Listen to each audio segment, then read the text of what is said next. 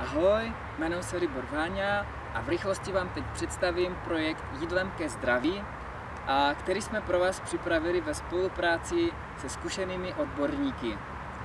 Je to první a jediný projekt na českém a slovenském internetu, kde najdete na jednom místě kompletní návod na to, jak pomocí jídla být zdravý a plný energie, a to rychle, levně a hlavně chutně.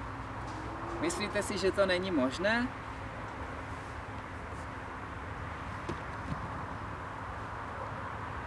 Tak my vám ukážeme, že je to nejenom možné, ale dokonce snadné a přirozené. Moc dobře si také uvědomujeme, jak je zdraví pro každého z nás důležité. Proto jsme založili neziskovou organizaci, a jejíž cílem je spojit odborníky a lidi, kteří se zajímají o zdravou stravu a zdravý životní styl, tak abychom společně mohli pomoci všem.